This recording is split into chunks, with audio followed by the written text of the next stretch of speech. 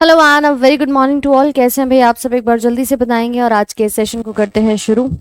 आज करने वाले एक टॉपिक की शुरुआत जिसका नाम है ह्यूमन डाइजेस्टिव सिस्टम यानी मानव का पाचन तंत्र। तो सभी को ऑडियो वीडियो क्लियरली आ रहा है? एक बार फटाफट से बता देंगे। ऑडियो एंड वीडियो सबको यहाँ पर क्लियर आ रहा है? सुनाई भी दे रहा है, दिखाई भी दे रहा है, सब कुछ क्लियर? Good morning everyone. चलो, तो आज के इस नए टॉपिक में जैसे हमने लास्ट में पढ़ लिया था किसके बारे में, हमारे पूरे पोषक तत्वों के बारे में कि हम क्या खाते हैं और वो खाना किससे बनता है, उनकी बेसिक इकाई क्या होती है। ठीक है, इसको शुरू करेंगे आज आगे डाइजेस्टिव सिस्टम के अंदर। कल हमारा टॉपिक जो था कल हमारा टॉपिक जो था वो न्यूट्रिशन खत्म हो गया था। ठीक है, और उसकी पीडीएफ और प्रैक्टिस शीट दोनों ही जा चुकी हैं। आप लोग एक बार चेक कर लेना। अभी अगर अपलोड नहीं होगी तो आज आप लोगों की अभी दिन में पॉजिटिवली हो जाएगी। कल रात को टीम अपलोड शायद अगर नहीं कर पाई होगी तो कल सुबह यहाँ पर क्लियर हो जाएगी, मतलब आज सुबह आपकी क्लियर हो जाएगी। ठीक है, तो अभी आप क्लास के बाद चेक कर लेना। आज दिन में पीडीएफ प्रैक्टिस शीट दोनों ही अपलोड आप लोगों की भेज दी गई है बेसिकली मेरे एंड से। अब टीम आपको उसकी अपलोड करने में अगर थोड़ा बहुत इशू रहता भी है तो वो आज आपको मिल जाएगा। ओके, बाकी कोई समस्या? बैकलॉग कंप्लीट कर लिया है, चलो बहुत बढ़िया। ठीक है सुलभ, बहुत अच्छे। तो बाकी सब कुछ क्लियर था। न्यूट्रिशन में फैट हो, प्रोटीन हो, कार्ब्स हो या विटामिन हो, हमने सबके बारे में पढ़ा। अब बात करेंगे पाचन के बारे में कि हम जो खाते हैं वो डाइजेस्ट कैसे होता है। ठीक है, या डाइजेशन कहते किसे हैं। अब आप देख रहे हो कि हमारी मुख से लेकर के गुदा तक ये पूरी की पूरी एक नलिका होती है जिस तंत्र को पाचन तंत्र कहा जाता है। ठीक है, अगर बिल्कुल बेसिक से शुरुआत करें कि देखिए भाई ह्यूमन डाइजेस्टिव सिस्टम की बात कर रहे हैं।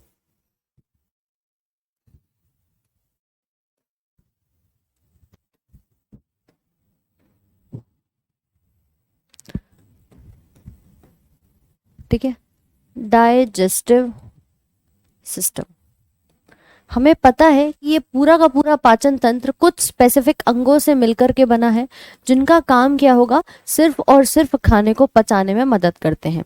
आपसे मैं अगर पूछूं कि इस पाचन तंत्र में किडनी आती हैं तो क्या किडनी इसके अंदर आ सकती हैं? जल्दी से बताओ, क्या आ सकती हैं? नहीं मैम, क्योंकि उनका काम ब्लड के फिल्ट्रेशन में होता है, छनन में होता है। मैं आपसे कहूँ इस पाचन तंत्र में फेफड़े आ रहे हैं तो क्या वो आ सकते हैं? नहीं आ सकते, क्योंकि वो ऑक्सीजन को इनहेल और एक्सहेल करने में मदद कर रहे हैं, तो वो भी हमारे पाचन में कोई हेल्प नहीं कर रहे। क्या इसमें हृदय आएगा? नहीं आएगा। क्यों नहीं आएगा? क्योंकि वो ब्लड को पंप करने में मदद करता है, उसका रोल कोई भी पाचन की क्रिया में नहीं होता। ठीक, तो इसीलिए जब हम पाचन तंत्र की बात कर रहे हैं तो इसके अंदर वो सारे ऑर्गन्स होंगे जो कि किस में मदद कर रहे होंगे? डाइजेशन में। Organs that help in digestion, जो पाचन की क्रिया में आपकी मदद करते हैं। ठीक है, अंग जो पाचन में मदद करते हैं। अब इंपॉर्टेंट बात कि ये पाचन क्या है, ये जो वर्ड आपने लिखा डाइजेशन, ये क्या है? तो देखो भाई, पाचन की अगर हम बात करें, हमने जो भी खाया, आपने समझा कि हमने रोटी खाई है। अब रोटी के अंदर क्या था? स्टार्च था, मतलब एक प्रकार का जटिल कार्बोहाइड्रेट था। इसको छोटे छोटे टुकड़ों में तोड़ देना या इसके सिंपलेस्ट फॉर्म में तोड़ देना। अब मैं कहूँ मैंने रोटी खाई है तो मेरा ब्लड में सीधे रोटी तो एब्जॉर्ब होगी नहीं। रोटी के अंदर जो पोषक तत्व होंगे वो मेरे रक्त में जाएंगे। तो उस क्रिया को पहले हम क्या करेंगे कि रोटी को पहले हम छोटे से भाग में तोड़ देंगे। यानी हमने इसको तोड़ दिया इसकी छोटी इकाई माल्टोज के अंदर, और माल्टोज में जाकर के, यानी ये जो रोटी है इसके अंदर जो स्टार्च है वो जब टूट जाएगा माल्टोज में, तब ये हमारे शरीर में अवशोषित हो सकता है। तो आप कह सकते हैं कि पाचन का मतलब क्या है? किसी भी जटिल पदार्थ का, भाई एक प्रकार का जटिल पदार्थ है, इसको एक सरल पदार्थ में तोड़ देना। फिर आगे ये माल्टोज जाएगा और ये ग्लूकोज में टूट जाएगा। यानी हम अभी पिछले चैप्टर में यही पढ़कर आए कि ग्लूकोज की दो इकाइयां एक साथ जोड़ दूंगी तो माल्टोज बन जाएगा, माल्टोज को जोड़ दूंगी तो स्टार्च बन जाएगा। यही तो पढ़ा था। बोलो एक बार जल्दी से। अच्छा कोई बात नहीं, एक बार आप पूछ लेना मराठी में अगर कुछ समझ में नहीं आ रहा है तो। ठीक है, तो आपके किसी भी जटिल पदार्थ को सरल पदार्थ के अंदर तोड़ देना। या मैं ये भी कह सकती हूँ कि जितने भी जटिल पदार्थ होते हैं ये ऑर्गेनिक होते हैं, यानी कार्बनिक होते हैं, और इनको ऐसे पार्ट में तोड़ देना जो कि अकार्बनिक है, अकार्बनिक है, यानी इनऑर्गेनिक है। इसको हमने नाम दिया यहाँ पर पाचन। तो भाई पाचन समझ में आया, जिसमें हम क्या कर रहे हैं, ब्रेक डाउन करा रहे हैं किसी भी जटिल पदार्थ का सिंपल सरल पदार्थ के अंदर। क्या इस पॉइंट में कोई भी दिक्कत है? हाँ भाई, विटामिन डेट के साथ नहीं भेजा? अच्छा ठीक है, मैं एक बार चेक कर लूंगी। तुम समस्या क्यों लेते हो? तुम आराम आराम से पढ़ लिया करो, जो टेंशन हुआ करे तो मैडम को बता दिया करो, फिर टेंशन फ्री होके पढ़ लिया करो, ठीक है? इतना बार बार पैनिक मत किया करो, क्या होगा कैसे होगा, एग्जाम भी क्लियर होगा, मेहनत करोगे सफलता भी मिलेगी, और इस बार सरकारी नौकरी की वर्दी तुम ही पहनोगे, ठीक है? लेकिन बस छोटा सा काम है, डेली अपने रिवीजन को करते रहो। एक ही तुमसे वादा लिया है कि भैया देखो रोज ईमानदारी से रिवीजन करेंगे, बाकी चीजें तो मैम सब क्लास में हमारी हो जाएंगी, ठीक है? शैलेश कुमार, सबके कमेंट्स आ रहे हैं। तो भाई समझ में आया कि आज हम पढ़ने के वाले हैं। इस पूरे पाचन तंत्र में क्या आएगा, वो सारे अंग आएंगे जो पाचन में मदद करते हैं, चाहे वो दांत हो, जीभ हो, मुंह हो, हमारा खाने की नली हो, आपका लिवर है, जितने भी अंग हैं। और पाचन का मतलब क्या है कि वो प्रक्रिया जिसमें हम जटिल पदार्थ को, कार्बनिक पदार्थ को, सिंपल सी बात देखो, एक जटिल है, कॉम्प्लेक्स फूड सब्सटेंस है, इसको सिंपल पार्ट में तोड़ रहे हैं, ठीक है? तो अब इसको जरा लिख लेंगे यहाँ पे कि डाइजेशन है क्या, नोट करेंगे। The process of conversion of complex food material into simple absorbable form, उसको कहते हैं डाइजेशन। एब्जॉर्बेबल मतलब जो हमारे शरीर में अवशोषित हो जाती है। ये कुछ यांत्रिक क्रियाएं, मैकेनिकल क्रियाओं के माध्यम से भी होगा कि जब हम खाना खा रहे हैं तो मुंह चल रहा है, ठीक है, खाना नीचे की तरफ निकल रहे हैं तो उसमें भी हमारा मैकेनिकल क्रिया हो रही है। और बायोकेमिकल मतलब जैव रासायनिक, जो केमिकल्स बॉडी में बन रहे हैं, HCl बन रहा है, इंजाइम्स बन रहे हैं, उसकी मदद से ये क्रिया देखी जाती है, ठीक है? 20 प्रोटीन पीडीएफ में नहीं मिले, 20 अमीनो एसिड्स होंगे, मैं चेक करती हूँ उसको भी एक बार।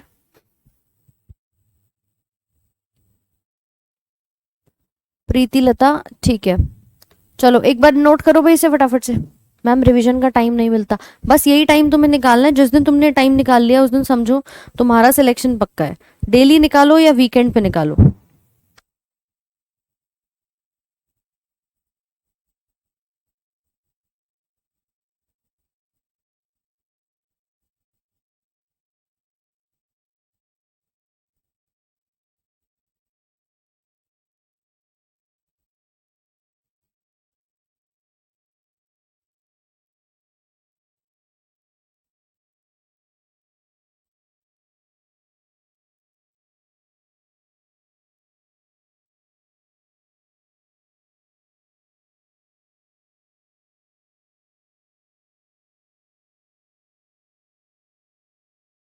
लिख लिया भाई सभी ने?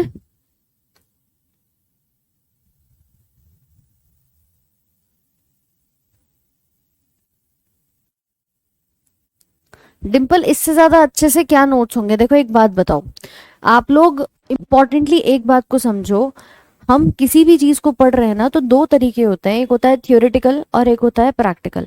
आप लोग रीजनिंग करते हो, मैथ्स करते हो, इसमें क्या होता है, आपने फॉर्मूला लिखा थ्योरी का और सीधे आप क्वेश्चंस की प्रैक्टिस करने लग जाते हो। हमारे इस चैप्टर में जब हम जीएस की बात करते हैं ना, तो जीएस में या आपके इन सभी अलग अलग सब्जेक्ट्स के अंदर जो थियोरेटिकल सब्जेक्ट होते हैं वहाँ पर थ्योरी बहुत ज़्यादा होती है। अब आपकी डेली 1 घंटे की क्लास होती है और मैं चाहती हूँ कि आप मैक्सिमम जितना ज़्यादा चीज़ें समझ सको उतना अच्छा है। लिखने की वजह से आपको हिंदी और इंग्लिश दोनों में थोड़ा सा टाइम लगता है ज़्यादा, इसीलिए प्रयास किया जाता है कि आप लोग जो लिखने वाला पार्ट है वो साथ साथ में अपनी पीडीएफ से कंप्लीट कर लो और आपका टॉपिक भी ज़्यादा से ज़्यादा समझ में आ जाए। कोशिश हमारी यही रहती है कि बच्चा अगर कोई नज़दीक में भी एग्जाम दे रहा हो तो जितना जल्दी हम उसको चीज़ें करा सकते हैं करा सकते हैं। जल्दी का मतलब ये नहीं है कि उसको समझ में ना आए, इसका मतलब ये है कि आप लोग ये लिखने वाला जो समय है ये थोड़ा सा यूटिलाइज यहाँ पर कर पाओ। सिर्फ इसी वजह से पीडीएफ जो है वो आप लोग की यहाँ पर लगाई जाती है, अदरवाइज कोई और मैटर नहीं है। वरना ऑफलाइन वाले स्टूडेंट्स हैं या कोई वैसे रहता है कि जिसमें टाइम बहुत ज़्यादा होता है, आराम से लिखवा करके भी कराया जाता है, ठीक है? तो समस्या इस बात की मत लिया करो। अभी आप में से ही कई स्टूडेंट्स के नज़दीक में एग्जाम भी हैं, तो कोशिश ये है कि जो चीज़ें सामने लिखी होती हैं तो आप भी जल्दी जल्दी से इसको नोट कर लिया करें, ठीक है? चलो, बाकी कई जगह जहाँ लिखने की जरूरत होगी वहां लिखवाएंगे भी, और जहां पर पीडीएफ होगी वहां पर पीडीएफ से ही पढ़ाया जाएगा। चलो, तो इसे कहते हैं डाइजेशन। अब इसी डाइजेशन को करने के लिए बहुत सारे हमारे अंग आते हैं जिसे हम डाइजेस्टिव ऑर्गन के नाम से जानते हैं। देखिए, डाइजेस्टिव ऑर्गन में खाना पचना कहाँ से शुरू होगा? मुख से शुरू होगा, और मुख से लेकर कहाँ तक जाएगा? हमारी गुदा तक जाता है, एनस तक जाता है। इस पूरी नलिका को, ये देख रहे हो एक पूरी की पूरी ऐसा लग रहा है एक पाइप हो जो यहाँ से शुरू हो रही है और आपके पूरे इस हिस्से में आंतों से होकर के नीचे की तरफ जा रही है। यानी हमारे डाइजेस्टिव ऑर्गन्स शुरू कहाँ से होते हैं? माउथ से।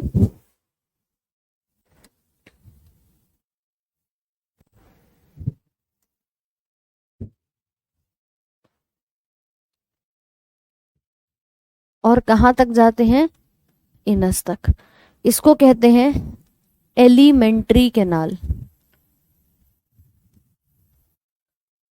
आहार नाल के अंदर हमारे सारे पाचक अंग आते हैं जो कि मुख से शुरू होकर गुदा तक उपस्थित होते हैं। तो आप लिख सकते हो the organs that take part in digestion. ठीक है, पाचन की क्रिया में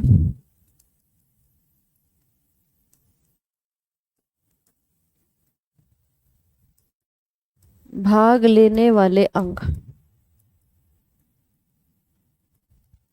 क्या कहलाते हैं? पाचक अंग।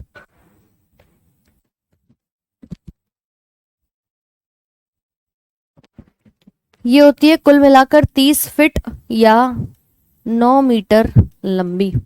मतलब ये जो पूरा आकार आप देख रहे हो इसका, यहां से शुरू होती है और नीचे तक जाती है, ये 30 फीट की लंबाई है, या मैं इसे कह सकती हूँ 9 मीटर लंबी है। तो प्रश्न आता है कि भैया ये कितने फिट लंबी है या इसकी लंबाई कितनी है? तो आप बताओगे 30 फीट या 9 मीटर लंबी। नोट करिए इसे। खाना खाने के बाद पचता कैसे है, कितने घंटे तक रहता है, कब पानी पीना चाहिए, सारे सवाल अभी आपको मिलेंगे जब हम पढ़ेंगे एक एक पार्ट को। चलो बहुत बढ़िया तमन्ना।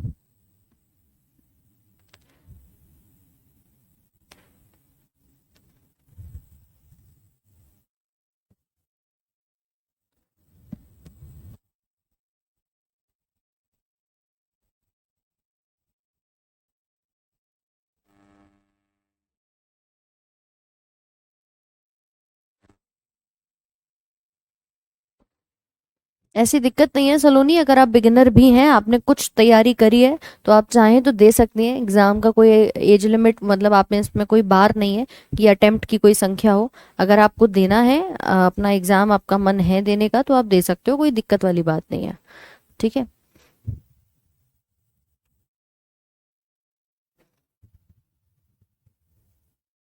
चलो निशा, बहुत बहुत शुक्रिया। रिम्पी क्या हुआ? प्रैक्टिस शीट यही मिलेगी, यही मिलेगी भाई, इसी जहाँ पे पीडीएफ मिलती है उसी वाले फोल्डर में आपकी प्रैक्टिस शीट भी मिल जाएगी। तो लिख लिया सभी ने? इसको कहते हैं हमारी डाइजेस्टिव ऑर्गन। अब इस पूरे डाइजेस्टिव ऑर्गन को आपने जैसे देखा कि यहाँ सारे के सारे अंग हैं, मुख से लेकर के गुदा तक 9 मीटर लंबा ये पूरा एक नाल जो है वो अरेंज हो जाता है। अब उसकी अगर मैं बात करूं कि भैया कहाँ से क्या शुरुआत होती है, तो जरा एक डायग्राम बना लेना। शुरुआत होगी आपके मुख से, मुख में आएगी दांत, जीभ, ये सारा कुछ आता है।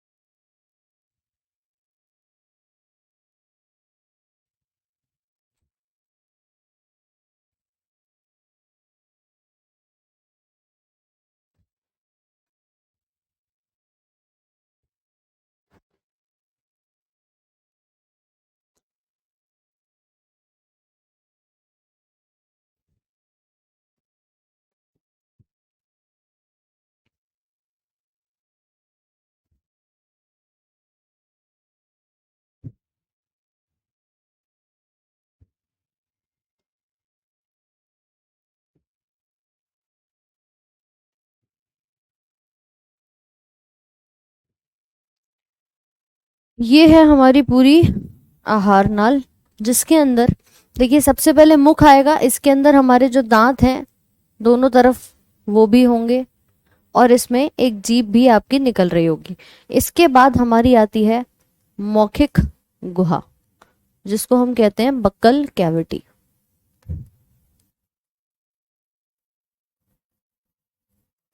बक्कल कैविटी के बाद एक हिस्सा आता है जिसको कहा जाता है फेरिंग्स। हमारा खाना इसके बाद जाएगा ग्रसनी के अंदर।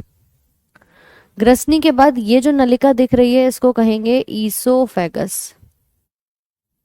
ईसोफेगस कह लो, फूड पाइप कह लो, या खाने की नली, या फिर इसको ग्रास नली भी कहा जाता है।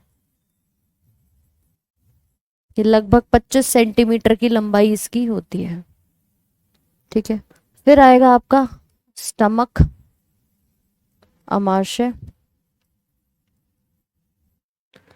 अमाशय के बाद आता है ये हिस्सा जिसको अग्नाशय कहते हैं, पेनक्रियाज।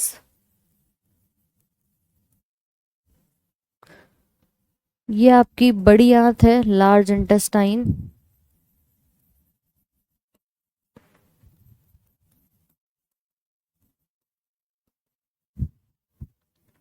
और ये हमारी छोटी आंत है, स्मॉल इंटेस्टाइन।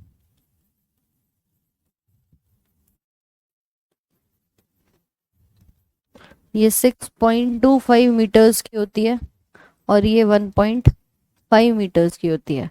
यानी अगर मैं देखूं तो पूरी इस नाल के अंदर सबसे बड़ा भाग हमारी छोटी आंत का देखा जाता है। इस साइड पर ये जो आपको दिख रहा है ये हमारा लिवर है, जिसको यकृत भी कहते हैं, और ये हिस्सा है गॉल ब्लैडर का,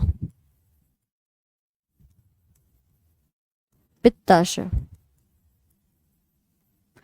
प्रॉपरली जो हमारा भोजन है वो इसी प्रकार से मूव करता है।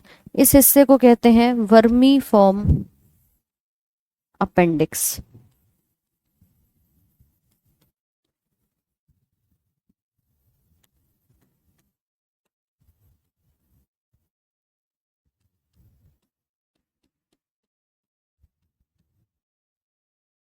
नोट करिए इसको। ये डायग्राम बनाना जरूरी है क्या? भाई देखो बना लेना, बाकी पीडीएफ में तो आपको मिल ही जाएगा, लेकिन एक रफली स्ट्रक्चर आप बना लोगे तो आपको चीजें जो हैं वो याद रहेंगी यहाँ पे। ठीक है,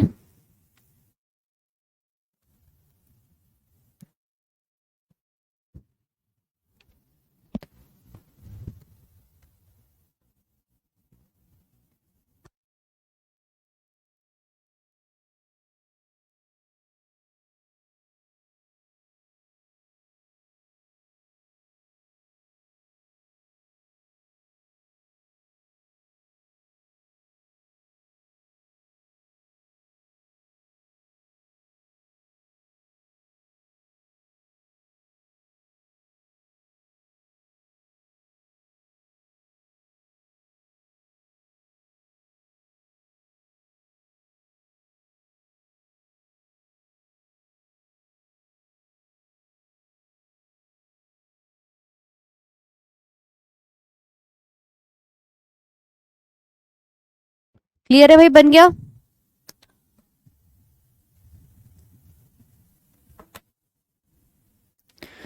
बिल्कुल आएगा रंजन कुमार।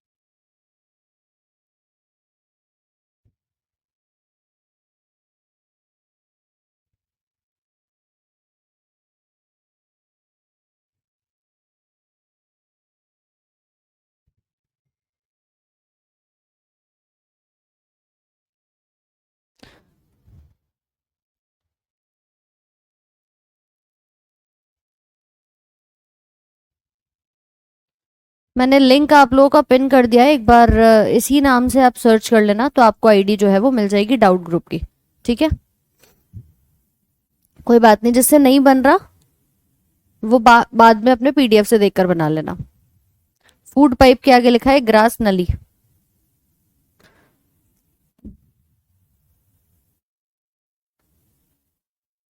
Yes, right. ऐसे ही हमारा खाना इसके अंदर पूरा डाइजेस्ट होता हुआ जाता है। शुरुआत कहाँ से होगी, देखो भाई अब इधर आ जाओ। शुरुआत होगी यहाँ से, धीरे धीरे करके खाना आपका अंदर आएगा, इस ईसोफेगस से होते हुए स्टमक में जाएगा। यहाँ डाइजेस्ट होने के बाद लिवर से और अग्नाशय से कुछ अपने एंजाइम्स आएंगे जो इसमें दिए जाएंगे, और उसके बाद ये खाना जाता है हमारी इस छोटी आंत के अंदर। जैसे ही छोटी आंत में जाएगा, यहाँ पर पचने के बाद जो वेस्ट होगा वो आपकी इस बड़ी आंत के रास्ते होते हुए बॉडी से बाहर निकल जाता है। तो कुछ यही सिस्टम हमारा फॉलो होता है जब बात आती है पूर्ण पाचन की। तो ये सारे अंग क्या है, हमारे डाइजेस्टिव ऑर्गन्स हैं। यानी अगर मैं अंगों की बात करूं, ऑर्गन्स की बात करूं, तो देखो भाई, बक्कल कैविटी से फेरिंग्स, फेरिंग्स से ईसोफेगस, ईसोफेगस से स्टमक, स्टमक से फिर आपका लार्ज इंटेस्टाइन और स्मॉल इंटेस्टाइन, ये सारे भाग हमारे क्या है, अंग हैं। लेकिन ये जो पेनक्रियाज है, ये जो लिवर है आपकी, और एक होती है हमारी लार ग्रंथि, वो तीनों ग्रंथियों के तौर पे काम करती है। पेनक्रियाज को आप यहाँ पर अंग नहीं कहोगे, आप ये नहीं कहोगे कि डाइजेस्टिव ऑर्गन है, क्योंकि ये एंजाइम्स बनाती है, तो ये ग्रंथि के तौर पर कही जाती है। ठीक है, 25 सेंटीमीटर की आदत है, 25 मीटर की नहीं है ना। 9 मीटर की तो पूरी पाइप ही है मैम। चलो, तो इसी को कहते हैं, ये पूरा का पूरा सिस्टम हमारा कहा जाता है। यानी कि अगर बात करेंगे डाइजेस्टिव ऑर्गन्स के बारे में, तब हमारे अंग यहाँ पर ये पूरे आपको लिखे हुए मिल जाएंगे। 30 फीट या 9 मीटर लंबी शुरुआत कहाँ से करी हमने, मुख से, फिर बक्कल कैविटी आई, इसको ओरल कैविटी भी कहते हैं, फिर फेरिंग्स आया, उसके बाद हमारा ईसोफेगस का भाग आ गया, फिर स्टमक। स्टमक को मैंने 3 भागों में बांट दिया, कार्डियक, फंडस और पाइलोरिक के अंदर। फिर आती है छोटी आंत, छोटी आंत को फिर हमने 3 भागों के अंदर बांटा, ड्यूडेनम, जजुनम, इलियम, ये सब पढ़ेंगे अभी। और लार्ज इंटेस्टाइन को फिर 3 भागों में बांट दिया, और लास्ट में हमारी बॉडी से बाहर जो मलमूत्र है वो निकल जाएगा। तो ये डाइजेस्टिव अंग है। और साथ में लिख लेना डाइजेस्टिव ग्लैंड्स के बारे में, डाइजेस्टिव ग्लैंड्स, पाचन ग्रंथि। नंबर पहला आता है लार ग्रंथि, सलाइवरी ग्लैंड। नंबर दूसरा लिवर, और नंबर तीसरी आती है पेनक्रियाज।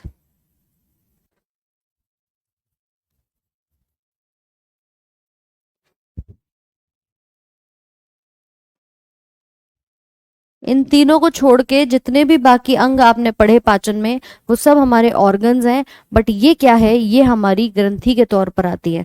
ग्रंथियां वो होती हैं जो पाचन में मदद करती हैं कुछ एंजाइम्स बना करके, और उसी को हम पाचन ग्रंथि कहते हैं। अलग अलग डाइजेशन में ये हेल्प करती है।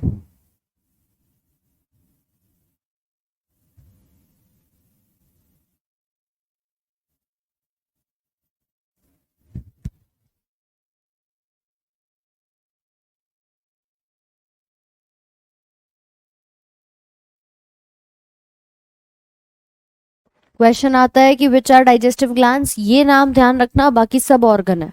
ठीक है,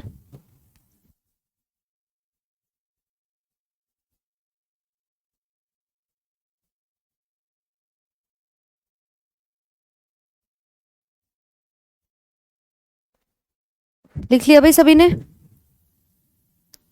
हिंदी इंग्लिश दोनों में तो लिखा है। लार ग्रंथि, यकृत और अग्नाशय। मैम हिंदी में लिखिए प्लीज। हैं, ये क्या लिखा है भाई?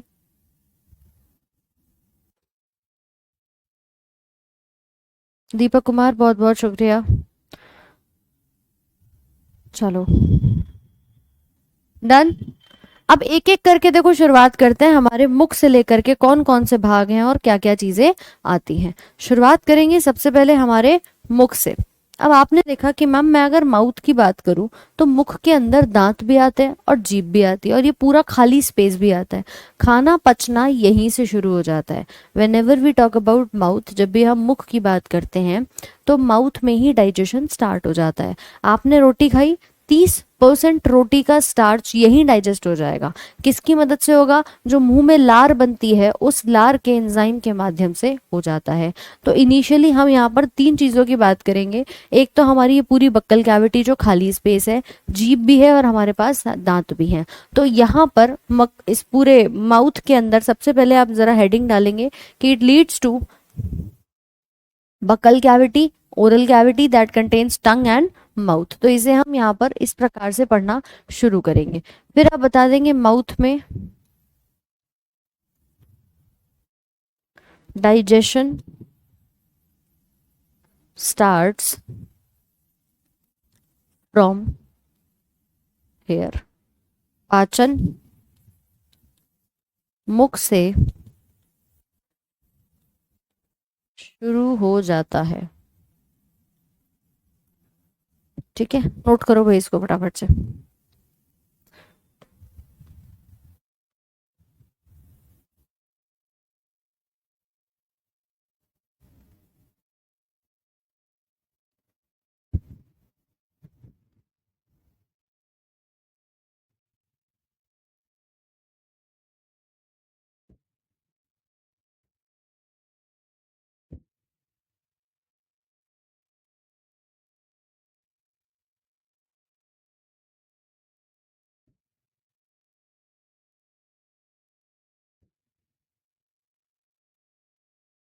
लिख लिया भाई सबने?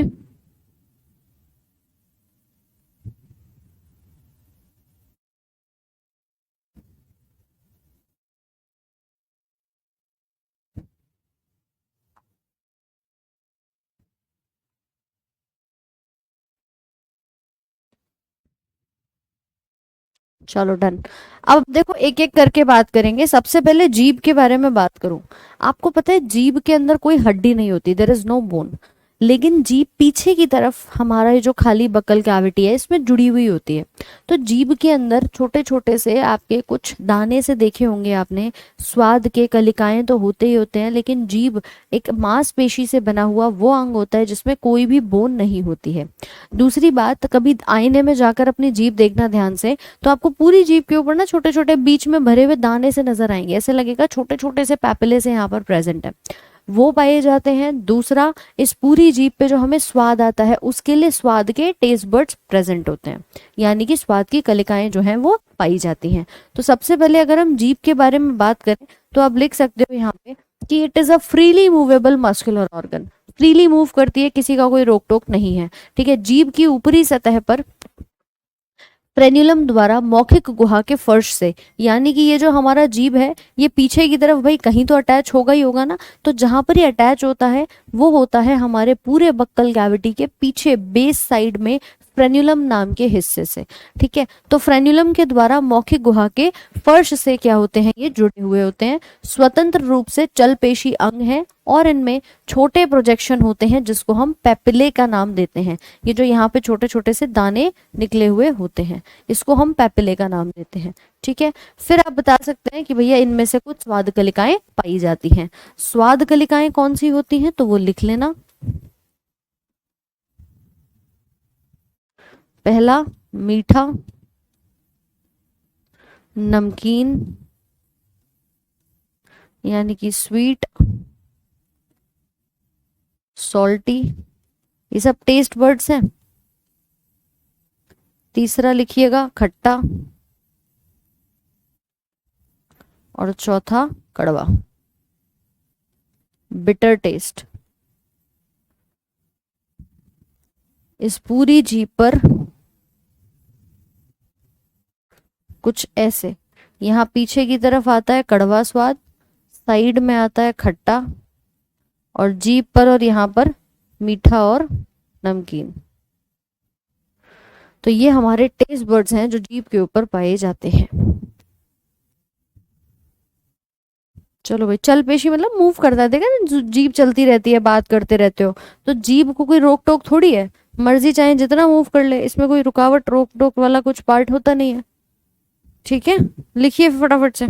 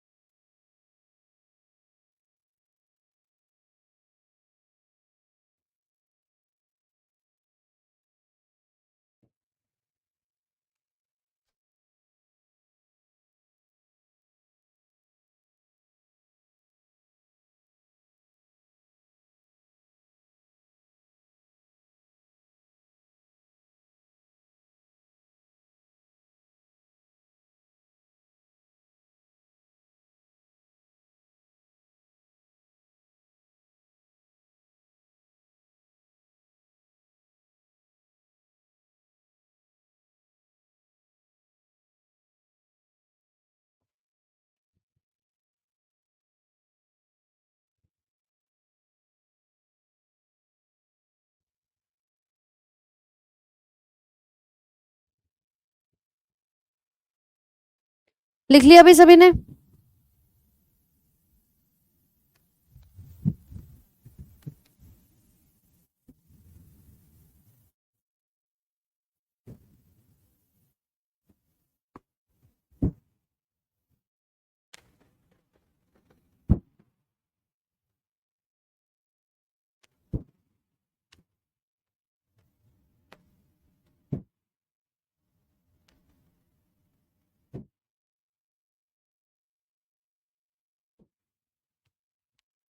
चलो आगे बढ़ते हैं दांत की तरफ। ये तो हो गया जीभ का काम। अब आते हैं, अगर हम दांत की बात करें,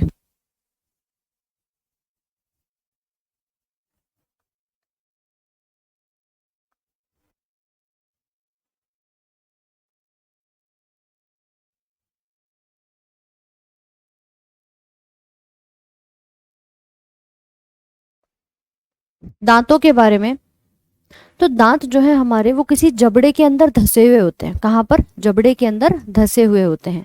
यानी कि कहीं ना कहीं आप बचपन से देखते हो कि बच्चे के दांत आते हैं, फिर टूट जाते हैं, फिर दोबारा से आते हैं। तो ये प्रोसेस होता क्या है, हमारे दांतों के पूरे जो सेट होते हैं वो 32 दांतों का सेट होता है। लेकिन पहले हम कई सारी चीजों को नोट करते हैं कि ये 32 दांतों का सेट भी अलग अलग दांतों में बटा हुआ होता है। ठीक है, कैसे इसको लिखते हैं?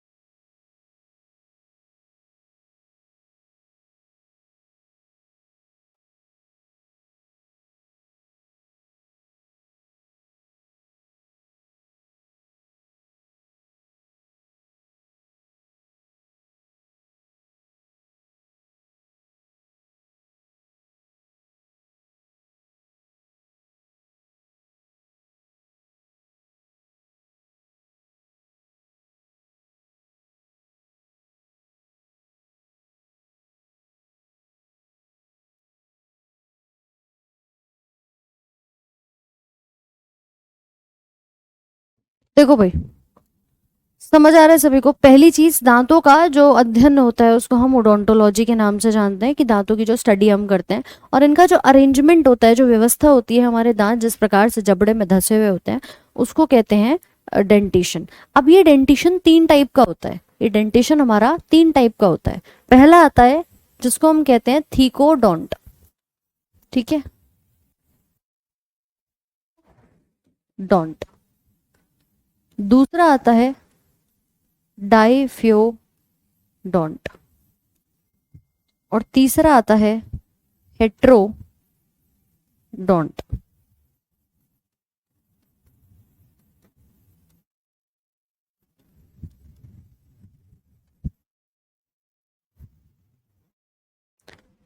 सबसे पहले अगर मैं थीकोडोंट की बात करूं, तुम्हें पता है हमारे जितने भी दांत हैं वो जबड़े में धंसे हुए होते हैं। कभी कोई ऐसा तो नहीं होता, बेटा आवाज आ रही है सबको?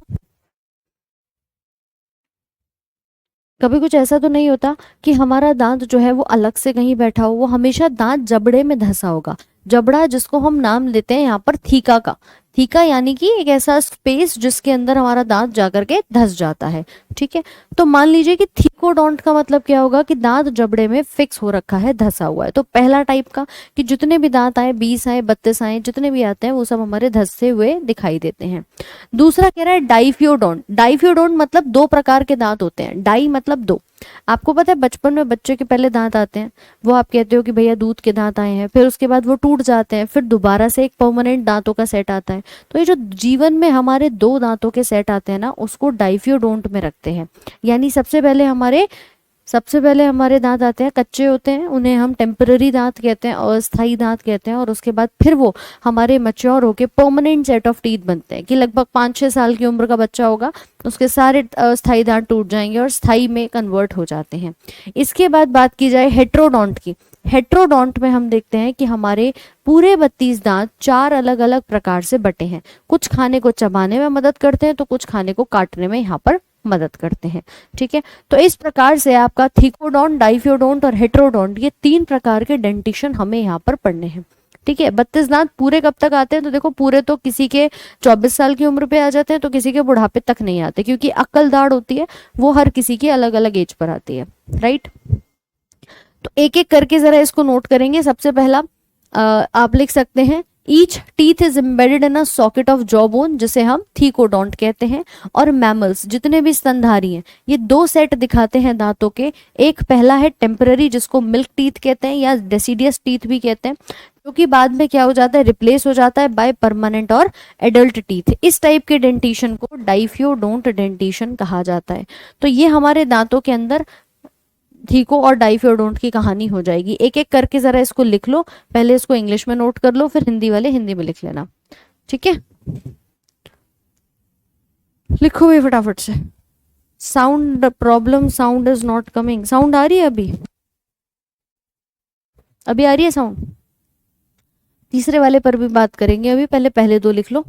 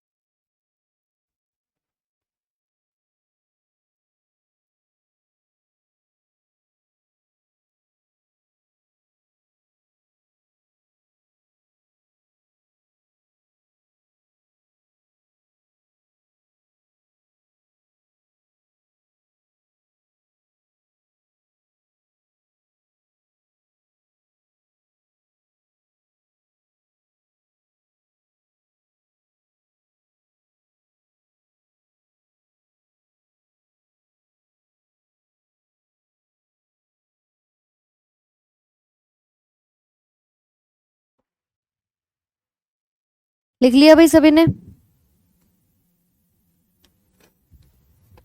पीडीएफ मिल जाएगा आज आप लोग को।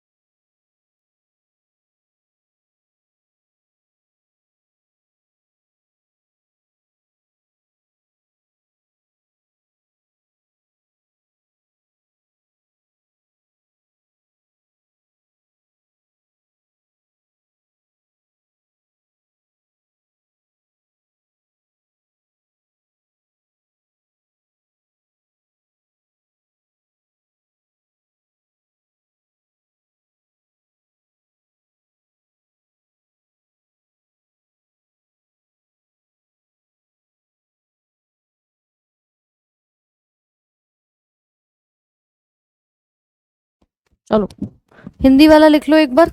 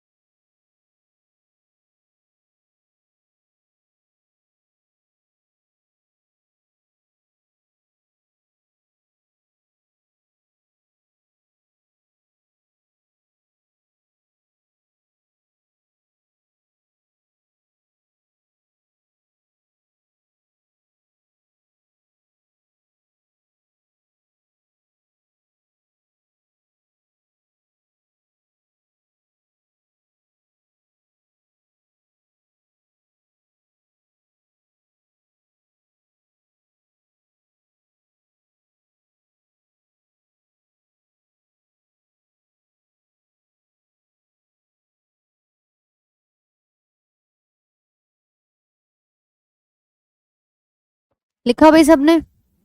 बैक क्लासेस धीरे धीरे करके डेली शाम को या आपको जब भी टाइम मिलता है वीकेंड पे, तब आप एक एक करके अपनी क्लास कवर करिए, क्योंकि वही इंपॉर्टेंट है।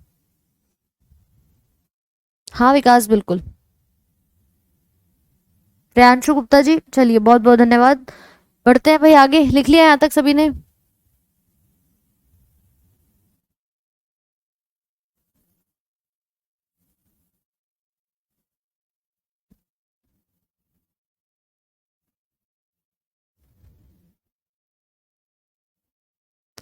प्लबन ग्लाइकोजन को हम ग्लूकोज में कन्वर्ट करते हैं ग्लूकागन नाम के हार्मोन की मदद से। तो वो हमारे फैट की स्लाइड में बोला था कि वो आपके ग्लूकोज में कन्वर्ट कराया जाता है, और जब फास्टिंग होती है उस दौरान में, ठीक है। तो वो अलग रिएक्शन होती है कार्बोहाइड्रेट्स की। चलो, अब इसके बाद बात करेंगे, ये हमारे दांत के दो प्रकार हो गए। अब देखो तीसरा प्रकार क्या होता है, जिसमें हमारे दांत चार प्रकार के भागों में बटे होते हैं।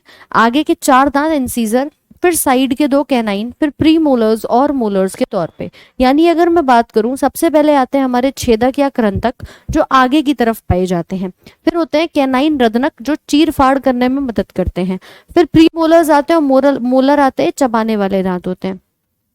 तो ये जो चार प्रकार के दांत हैं, इन्हीं को हम हेट्रोडोंट डेंटेशन के नाम से जानते हैं। कि अगर मैं ऊपर और नीचे के जबड़े को देखूं, तो भैया ऊपर के जबड़े में देखिए चार दांत ये, और चार दांत ये हो गए इंसीजर के दांत, ठीक है। इसके बाद यहाँ पे साइड में कुछ नुकीले नुकीले से दांत निकलते हैं, ये कैनाइन के दांत होंगे।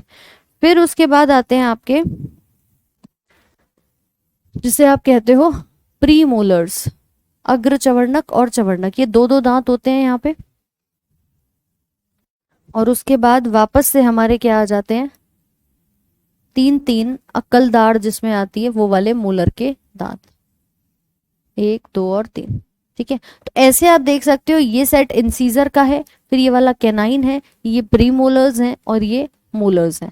तो कुल मिला के अगर मैं देखूं, तो हमारे इस पूरे पार्ट को अगर मैं आधे में डिवाइड कर दूं, तो ये दो, एक, दो और तीन, ऐसे ही दो, एक, दो और तीन, इसी को हम दंत सूत्र बना लेते हैं 2 1 2 3 अपॉन 2 1 2 3 इंटू 2 कर देंगे। मतलब ये वाला जो पार्ट है पूरा का पूरा, उसमें दो का मल्टीप्लाई कर दिया। ये कुल मिलाकर 32 दांतों का सेट हमारा बन जाता है, और ये कहलाता है डेंटल फॉर्मूला या दंत सूत्र। डेंटल फॉर्मूला, ठीक है। समझ आया कि नहीं आया, जल्दी से बताओ।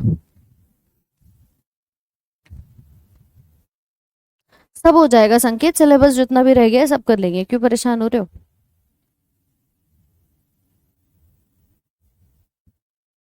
क्लियर है कि नहीं भाई, जल्दी से बताओ एक बार।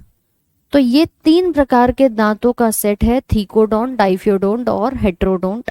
हेट्रो में चार प्रकार आ गए, तीन से चार प्रकार आपने देखे, canine, incisor, premolars and molars. और बाकी हमारे दो पार्ट थे, टेम्पररी और परमानेंट के। ये हमारा कहलाता है दंत सूत्र। यही पूरा डेंटल फॉर्मूला, ये ऊपर और नीचे के जबड़े का, आप यहाँ पर चाहो तो बाद में लिख लेना। इंसीजर्स में 2/2, कैनाइन में 1/1, मतलब ऊपर और नीचे। ये ऊपर के जॉ का है, ये नीचे के जॉ का है। हमारा जो ऊपर वाला जबड़ा होता है उसको नाम देते हैं मैग्जिला, और नीचे वाले जबड़े को नाम दिया जाता है मैंडिबल।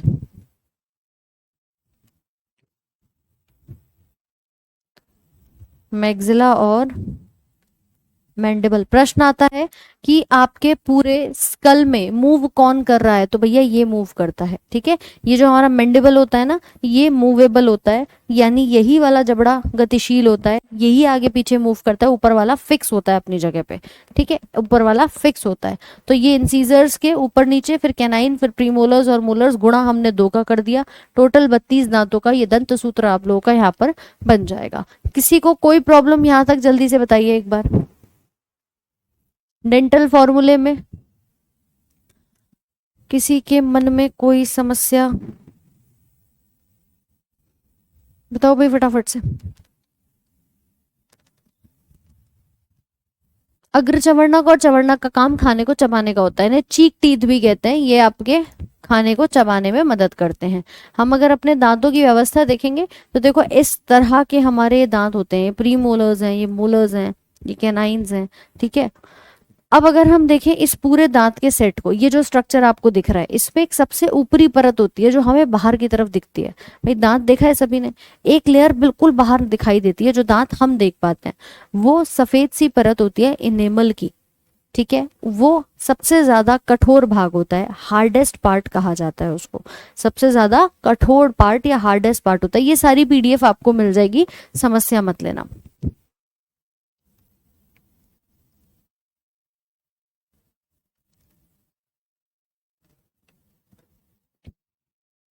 अगर एक दांत का भाग आप देखोगे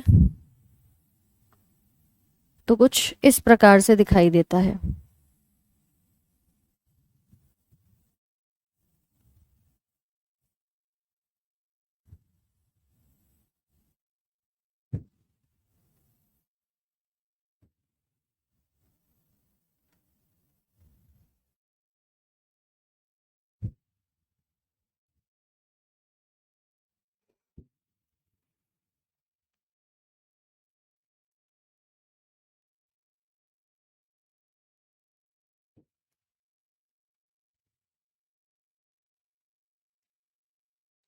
देखो भाई, सबसे ऊपर और सबसे ज्यादा कठोर पार्ट को हम इनेमल कहते हैं, और ये बिल्कुल बाहर की तरफ ये वाला आपका पाया जाता है। यानी जो एरिया हमें दांत का कैसा दिखता है, सफेद रंग का दिखाई देता है, इसको नाम दिया हमने इनेमल।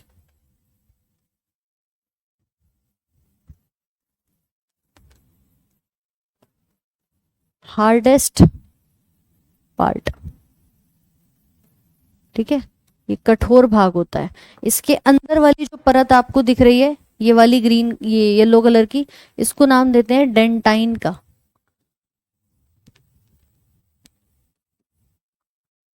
ठीक है, इसके बाद ये जो अंदर की तरफ आपको हिस्सा दिख रहा है, ये वाला, इस हिस्से को कहते हैं पल्प कैविटी। ये पल्प कैविटी का चक्कर क्या है कि इसी के अंदर हमारी पूरी की पूरी रक्त वाहिकाएं पाई जाती हैं। जैसे कि आप देख रहे हो, एक लाल और एक नीली, ये दोनों रक्त वाहिकाएं कहाँ हैं, यही पल्प कैविटी के अंदर उपस्थित होती हैं। तो आप बता सकते हैं कि भैया ये हिस्सा हमारा क्या है, पल्प कैविटी का है।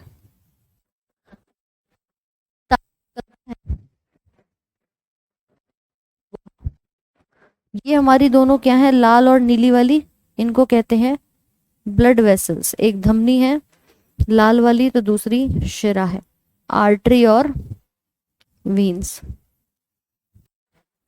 तो कुछ इस प्रकार से हमारा दांत जो है वो धसा हुआ होता है नीचे की तरफ, यहीं रूट कैनाल करवाते हैं, और ये नीचे जिस तरह से धसा हुआ है जिस हिस्से में, वो आपका सीमेंटम का पार्ट हो जाएगा। सीमेंटम, सीमेंट लगा के जोड़ दिया है, इसको याद रखना, सीमेंटम।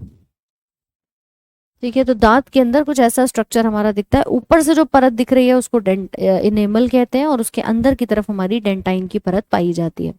ठीक है, अब अगर मैं यहाँ पे देखूं इस हिस्से को, ये हिस्सा जो है वो हमारे दांतों में, बचपन में जब बच्चा पैदा होता है, उसके दांत शुरुआत में आते हैं, तब ये पार्ट खुला हुआ होता है। ये खुला होता है इसीलिए जब हमारे एक बार दांत टूटते हैं तो दोबारा से निकल आते हैं। लेकिन जब मैं बात करूं कि भैया ये दोबारा दांत आ जाते हैं ना, फिर ये पल्प कैविटी बंद हो जाती है। बंद हो गई, फिर तुम्हारे दांत दोबारा नहीं आ सकते। इसका कहने का मतलब क्या है कि हमारे दांत जीवन काल में एक ही बार टूट करके निकलते हैं, बार बार नहीं निकल सकते। क्यों? क्योंकि हमारी पल्प कैविटी जो है वो बंद हो जाती है।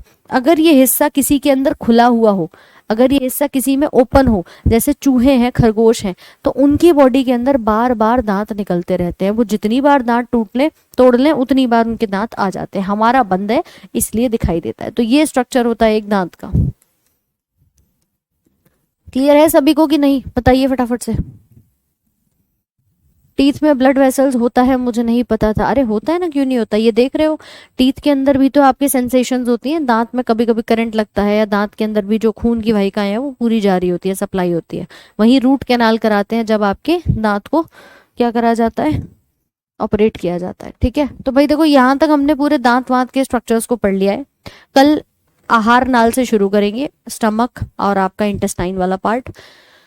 इसको अच्छे से रिवाइज कर लेना, पीडीएफ मिल जाएगी। टिल देन मिलते हैं आपसे कल सुबह सेम टाइम पर। कोई समस्या तो नहीं है किसी को यहाँ तक, एक बार बता दो फटाफट से।